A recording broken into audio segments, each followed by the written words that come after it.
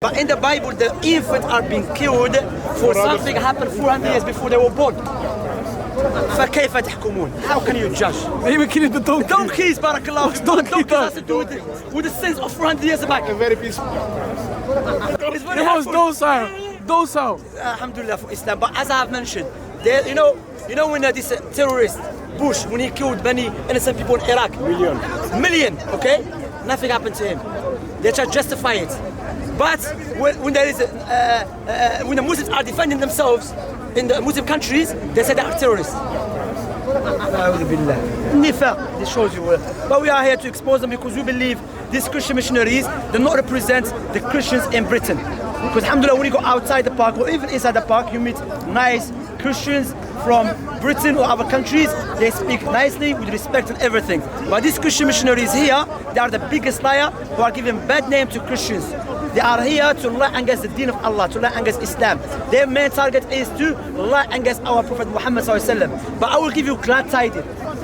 I will give you glad tidings. Even the guy who tried to burn the Quran in Norway, I will give you glad tidings. Just read the history. How many people tried to destroy Islam? People burned mosques, burned libraries, burned Muslims. What happened? They're gone in the bin of history. And Islam is still safe and is still spreading. People still accept Islam. You know why? Because Islam belongs to Allah subhanahu wa ta'ala. So you burning the Quran, alhamdulillah, is better than for the Quran to be in your dirty hands. You burn it better than to be in your dirty hands. But bear in mind, you burning the Quran, you are aiding the Muslims to spread Islam in Norway. We know people are accepting Islam in Norway and you cannot fight it, so you have to do something which is disgusting. And this is the way of the foolish one, the one who have not studied, they never been in school. Instead of debating with us, arguing with us, you go burn the Quran. Alhamdulillah, we don't burn the Bibles. Have you seen Muslims in the Muslim countries say, let us burn the Bibles? We don't do that. Because why? We know Islam is the truth. And we know any falsehood religion will not overpower Islam by the permission of Allah subhanahu wa ta'ala. So my glad tidings to you, which is not glad tidings, is very bad news for you, but it's a glad tidings in a way to make you more depressed and distressed, that Islam will spread more and more people will accept Islam without any sword or spoon or fork by the permission of Allah subhanahu wa ta'ala. And look what happened to Tatar. Crusades came to the Muslim countries. They tried to destroy Islam. What happened to them? They've been destroyed and Islam still there, alhamdulillah. So you're not special. Barakallahu fikum. So these are glad tidings for the Muslims. And all my Muslim brothers and sisters, when you see someone burn the Quran, don't go punch him. No, that's what they're looking for. They're looking for reaction.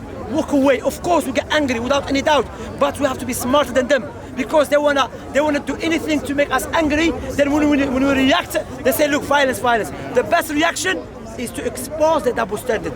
The best reaction is to expose the hypocrisy. Why? As Allah subhanahu wa ta'ala mentioned in the Quran, وَجَاهِدْهُمْ بِهِ جِهَادًا كَبِيرًا. Allah said, do jihad with it. Great jihad, which is it? The Quran. This verse was revealed in Mecca. And this Ibn Qayyim said, the greatest jihad with a pen. Because anyone can pick up a sword and go fight. But with a pen and the logical argument and the best speech, is very rare people can do it. Yes, brother, you wanted to say something? I just want to ask, because the narration of the Prophet, you cannot change the Bible by hand, change it by heart. By mouth. So Yes. you cannot change by mouth. Yeah. Dislike it with your heart. Yes. So in this case, they're telling us that if you see someone hurting us as a Muslim, you should adopt them. No, doesn't say the hadith. Hadith speaks about, for example, now if I see someone drinking alcohol in speaker's Sunnah and smoking drugs, the hadith changing with your hand doesn't apply to me. Applies to people authority. You understand? So this hadith has to be understood according to the Prophet Muhammad's teaching and according to the companions and the scholars. You understand? Now if you see my son in my house doing something evil, you can't change it with your hand because you know the person of authority. I'm the person of authority in the house. Understand, brother? So this hadith talking about there is levels of people. In your house, you are able to change it with your hand. If your son doing evil, you stop it with your hands and stop it. Okay? Outside your house, that is for the government to do that, not for you. Understand? Maybe if it's your friend and you can change it with your hand, in a good way, yes. So we are in a non-Muslim country, there is a law, so we have to follow the law. Understand? We cannot change it with our hand. What we do, we can speak to him, try to reason with him. If he doesn't listen, walk away from him. Because sometimes his silence is louder than speech. and he burns them more. Silence. So you walk away from him, because why you tell him, alhamdulillah, you are burning the Quran because your dirty hand doesn't deserve it. No, but And make him more angry. Shamsi, you just say he's talking about the pin, which is jihad more than anything. So you hear this hadith, the first that you tell me, changing my hand means fight. Also the writing. Which is not true. Using your hand to write, which is a change thing. Yeah, of course. I said that because many Muslims, they give right to the guy who attacked the person who burned the Quran. They give him right. They give rights to the Muslim who attacked that person. That Muslim who attacked that person who burned the Quran. Because, you know... Well, of course, he burns us without any doubt. But akhi, we have to, of course, let us learn from the Sahaba and Prophet Muhammad sallallahu alaihi wasallam. Prophet Muhammad sallallahu alaihi wasallam was in Mecca, okay? And while he was praying, Abu Jahl and other Arab pagans, they went, and you know, after she came and give birth, Naqa. You know, what do they call it? Placenta. What do they call it? Placenta. Placenta comes out, yeah? So they picked it up and they put it on the back of Prophet Muhammad sallallahu alaihi wasallam. Abdullah ibn Mas'ud is watching it. And he said, I couldn't do nothing because I have no power. Who came? Fatima radiallahu anha, she came and picked it up and moved it to Prophet Muhammad sallallahu alaihi wasallam. And she started rebuking them, you know? So again, Abdullah ibn Mas'ud was there, but he couldn't, because why? He doesn't have the authority. He's living under their authority, you understand? And the best way is to expose them, to show them double standard, you know? Now, look what you're doing. Okay, now they're saying we are against Islamization of Europe, yeah? Yeah, but we're not forcing no one to become Muslim. You know what I'm saying? People become Muslims in the park, out of the park. Alhamdulillah, people accepted Islam with a nice speech, with respect, because Islam makes sense. And it goes in line with the sound reasoning and the natural inclination. And they cannot fight Islam. So what they do it? They try to bend the Quran. They try to insult our Prophet Muhammad sallallahu alaihi wasallam. They're not harming no one except themselves. You know, Prophet Muhammad sallallahu alaihi wasallam, Abu Jahl, brother. Abu Jahl, Abu Lahab, Al-Walid ibn Mughira, where they gone? ذهبوا إلى مزبلة التاريخ. They went into the bin of history. What Prophet Muhammad sallallahu alaihi wasallam, Allah raised his name high. You know, Allah. How many people love Prophet Muhammad sallallahu alaihi wasallam? Abu Jahl he went to the bin of history.